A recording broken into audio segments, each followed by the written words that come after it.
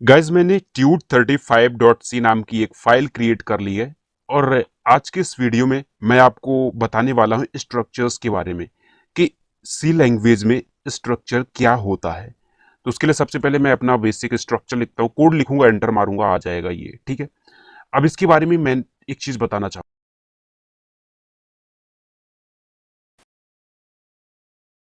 Int n equals to 10, बस बोलोगे ये n नाम की वेरिएबल में 10 स्टोर हो चुका है।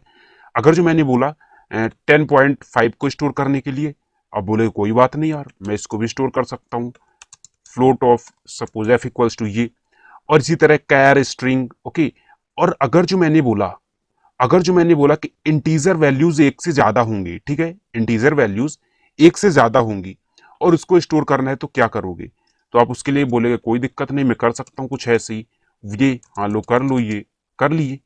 ठीक है, ये इंटीजर वैल्यूज को स्टोर करने के लिए हम लोग किसका उपयोग कर लिए, हम लोग उपयोग कर लिए एरे का, ये एरे का यूज कर लिए। तो जो इंटीजर, ये नॉर्मल डेटा टाइप है, ये इंट है, इंटीजर वैल्यूज कंटेन करता है, फ्लोट है, फ्लोटिंग वैल्यूज कंटेन करता है, बट जो अपना एरे है वो सिमिलर टाइप के एक से ज्यादा वैल्यूज को स्टोर करता है। जैसे इंटीजर वैल्यूज ये स्टोर कर रहा है, ठीक है, इंटीजर्स को स्टोर कर रहा है। अगर जो मैं बोलूं अगर जो मैं बोलूं इन तीनों को हमें स्टोर करना है, इन तीनों वैल्यूज को, जिसमें फ्लोटिंग भी हो, फ्लोटिंग वैल्यूज भी हो, ये इंटीजर वैल्यूज भी हो, और साथ साथ स्ट्रिंग हो, कैरेक्टर हो, ये सब कुछ हो, ठीक है, तो हम लोग इसके लिए हम लोग स्ट्रक्चर का यूज करते हैं। ठीक है, स्ट्रक्चर एक यूजर डिफाइंड डेटा टाइप होता है। सी लैंग्वेज में दो तरह के डेटा टाइप्स होते हैं। एक तो होता है ये बेसिक डेटा टाइप्स, ठीक है, जो कि फंक्शन हमें प्रदान करता है, कहने का मतलब ये सी लैंग्वेज में पहले से बने हुए होते हैं, ठीक है, ये इनबिल्ट होते हैं। और एक होता है यूजर डिफाइंड डेटा टाइप, जिसको यूजर, कहने का मतलब आप क्रिएट करते हो, ठीक है, वो होता है यूजर डिफाइंड डेटा टाइप, जिसका नाम है स्ट्रक्चर। जिनमें से एक होता है स्ट्रक्चर, कई सारे डेटा टाइप हैं बट स्ट्रक्चर उनमें से एक है। आगे हम लोग सभी के बारे में देखेंगे। तो ये स्ट्रक्चर को बनाते कैसे हैं, यहां पे मैं लिखता हूं स्ट्रक्चर, स्ट्रक्ट लिखूंगा, ये कीवर्ड है, ये लिखना जरूरी होगा, ये मैंडेटरी है। ठीक है, इसके बाद सपोज मैं लिखता हूं एक एम्प्लॉय है ना, एम्प्लॉय का डेटा, मैंने आपको बोल दिया कि कोई कंपनी है, उसमें एम्प्लॉय का डेटा आपको मेंटेन करना है। ठीक है, एम्प्लॉय का डेटा आपको मेंटेन करना है। सो कुछ ऐसा होता है, यहाँ पे स्ट्रक्ट आपको लिखना है, यहाँ पे आप अपना कस्टम नेम दे सकते हो अपने अकॉर्डिंग, और यहाँ पे बताओ हमें क्या क्या होना चाहिए। सपोज एम्प्लॉय है तो उसका एक आईडी है एम्प्लॉय की, ठीक है, एम्प्लॉय की मैन आईडी क्या है, फिर एम्प्लॉय का नेम भी हो सकता है, केयर ऑफ नेम, कुछ ऐसे हम लोग डिक्लेयर करते हैं। साइज में 100 कर देता हूँ, 100 से ज्यादा किसी भी, आई डोंट थिंक किसी भी इंसान का नाम होगा, है ना। और एक फ्लोट ऑफ सैलरी कर देता हूँ, सैलरी सैलरी, ठीक है। अब देखो ये क्या कर रहा है, ये अपना डेटा टाइप हो गया खुद का, और ये सारी वैल्यूज, मतलब इस तरह की वैल्यूज को स्टोर कर रहा है। और यहां पे आता है फिर सेमीकोलन, ये होता है स्ट्रक्चर, स्ट्रक्चर होता है, ठीक है ना। अब अगर जो हमें इसको यूज करना है तो हम लोग कैसे उपयोग करेंगे, मैं बताता हूं अभी।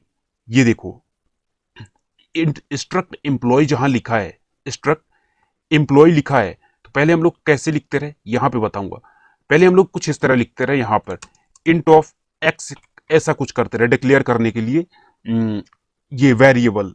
अब हम कहते हैं डिक्लेयर करो एक वेरिएबल, डिक्लेयर करो एक variable user defined data type में, जो वेरिएबल का नाम होगा s1, e1 कर देते हैं, ठीक है, e1।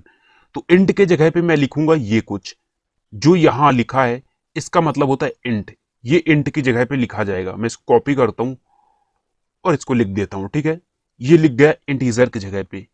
इसका मतलब हुआ इतना हमने लिखा, ये इंटीजर जितना मैंने हाईलाइट किया इसका मतलब हुआ इंटीजर मैंने लिखा। और ये एक्स क्या है, डेटा टाइप, सॉरी वेरिएबल है, क्या है, ये वेरिएबल है। मैंने बोला E1 नाम का वेरिएबल होगा, E1 नाम का वेरिएबल, ये देखो डिक्लेयर हो चुका है। अब ये डिक्लेयर हो चुका है, मैं इसको रन करता हूं, कोई एरर नहीं थ्रू करेगा, ये देखो सक्सेसफुली रन हो चुका है, ठीक है, सक्सेसफुली। मैंने बोला इंप्लॉय E1, एक E1 नाम का जो एम्प्लॉय है उसकी आईडी है कुछ 101, ठीक है।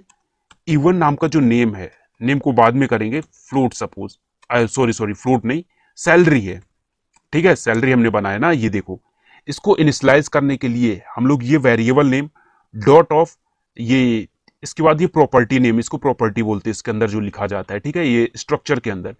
फिर ये लिखते हैं। ओके, तो ऐसे हम लोग सेट कर सकते हैं एम्प्लॉय की वैल्यू।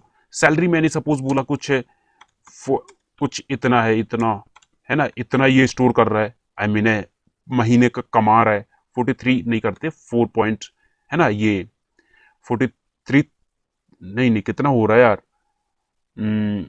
4,30,000 है ना, 4,30,000। एनीवे उसको मारते हैं, अभी हटाते हैं साइड पे और अपने ऊपर फोकस करते हैं इसको कुछ। चलो हमने ये लिख लिया। फिर इसको प्रिंट करने के लिए, एक्सेस करने के लिए हम लोग क्या करेंगे, आईडी को एक्सेस करना चाहते हैं। मैं आईडी लिखा %d और E1 डॉट, जैसे मैं आईडी लिखता हूं ये देखो प्रिंट हो चुका, आई मीन ऐसा कुछ हो चुका है, कोई एरर नहीं शो करेगा, कोई एरर थ्रो नहीं करेगा, ये देखो है ना, ये आ चुका है।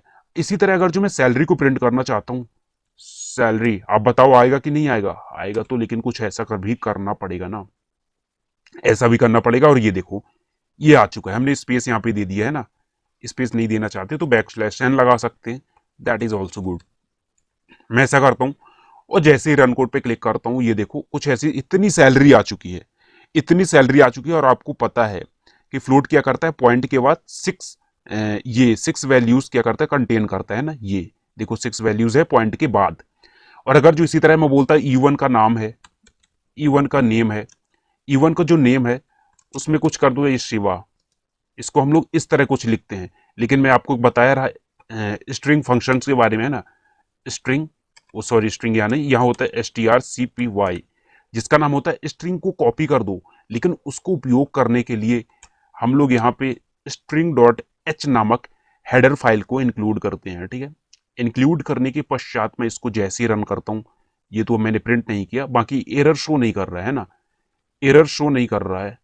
अब मैं E1 डॉट नेम जैसे ही लिखता हूँ और इसको मैं एस करूंगा, क्योंकि ये स्ट्रिंग टाइप का है, ये एस करूंगा। फॉर्मेट स्पेसिफायर्स के बारे में मैंने आपको बताया है ना, ये देखो शिवा आ चुका है। इसी तरह ये तो E1 है, हम लोग E2 भी कर सकते हैं, E2 भी कर सकते हैं, E(2) and so on, E(3) भी कर सकते हैं।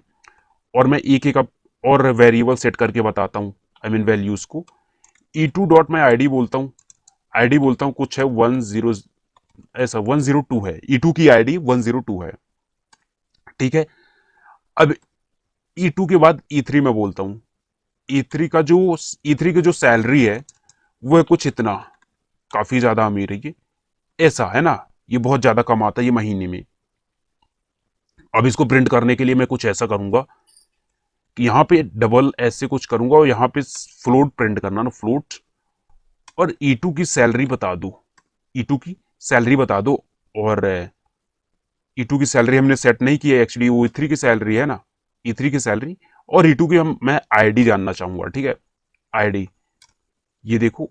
और इसके बाद जैसे मैं नहीं, E2 डॉट आईडी इतना लिखता हूं और जैसे राइट क्लिक करने के बाद रन कोड पे क्लिक करता हूं, ये देखो E2 की आईडी बता दिया, सैलरी बता दिया। तो इस तरह हम लोग एक्सेस कर सकते हैं।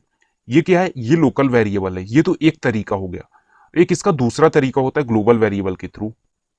यहाँ ये लोकल वेरिएबल्स के थ्रू हो गया। मैं इसको यहाँ पर थोड़ा ऐसा करूंगा, क्योंकि ये कोड मुझे आपको देना है, इसकी वजह से मैं इसको नहीं मिटा रहा हूँ, है ना। ये सारे लोकल वेरिएबल्स है, सो यहीं पे लिखता हूँ मैं लोकल वेरिएबल्स, कुछ ऐसा है ना। और हम लोग यहाँ पे भी बना सकते हैं इसको, यहाँ पे भी हम लोग कुछ बना सकते हैं ऐसा करके। सबसे पहले क्या करेंगे, ये स्ट्रक्ट एम्प्लॉय लिखूंगा। क्या लिखूंगा मैं, स्ट्रक्ट एम्प्लॉय, स्ट्रक्ट ऑफ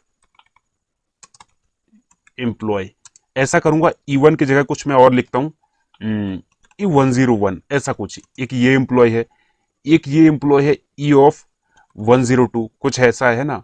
तो इसको भी हम लोग एक्सेस कर सकते हैं। ये क्या है, ये है ग्लोबल वेरिएबल, ये है ग्लोबल वेरिएबल, ग्लोबल वेरिएबल्स, ठीक है। मैंने लोकल और ग्लोबल के बारे में आपको बताया है पहले, ग्लोबल है, ये क्या लिख दिया मैंने, फ्लोबल नहीं यार, ग्लोबल, ओके ग्लोबल, ठीक है ना, ग्लोबल वेरिएबल्स। और इसको भी अगर जो हमें सेट करना, मैं इसको कॉपी करता हूँ और नीचे आने के बाद मैं इसको सेट करता हूँ। यहाँ पे बोलता है E(101) का जो आईडी है एक ही सेट करके बताऊंगा। आईडी को कर दो कुछ ऐसा 1 सेट कर दो। और जैसे मैं इसको यहाँ पे नहीं करना चाहूंगा, एक्चुअली नीचे करूंगा ताकि वो दिखाई दे दे। और जैसे मैं E101 इसकी आईडी जैसे मैं प्रिंट करूंगा, ये प्रिंट हो जाएगा। ये देखो आसानी से 1 प्रिंट हो चुका है ना। और एक तीसरा तरीका होता है, ये भी एक ग्लोबल वेरिएबल्स ही है। ये जो मैंने यहाँ पे ये लिखा है ना ऐसा कुछ, इसको मैं यहाँ से कॉपी करता हूँ और यहाँ पे जैसे लिखता हूँ तो हम लोग यहाँ भी लिख सकते हैं। ये वेरिएबल्स नेम हो जाएंगे, ठीक है, वेरिएबल नेम्स हैं ये, ठीक है। ये वेरिएबल 1, 2 एंड सो ऑन, बहुत सारे बना सकते हैं, एक भी। और जैसे पहला किए थे वैसे भी कर सकते हैं, पहले जैसे किए थे वैसा, ठीक है। राइट क्लिक करूंगा, अब रन करूंगा तो ये देखो अभी भी प्रिंट हो रहा है ना, अभी भी एक्सेस कर पा रहे हैं हम। सो यही होता है यूजर डिफाइंड डेटा टाइप, जिसका नाम है स्ट्रक्चर, ठीक है। ये पूरा था स्ट्रक्चर की कहानी, और यही होता है, और इससे ज्यादा कुछ नहीं होता ये स्ट्रक्चर। आई होप कि आपको ये समझ में आया होगा कि स्ट्रक्चर को हम लोग कैसे डिक्लेयर कर सकते हैं, कैसे क्रिएट कर सकते हैं, कैसे ये डिफाइन कर सकते हैं ना, एवरीथिंग यू नो। सो आज की इस वीडियो में इतना ही, मिलते हैं नेक्स्ट वीडियो में। Thank you so much guys for watching this video and I will see you next time.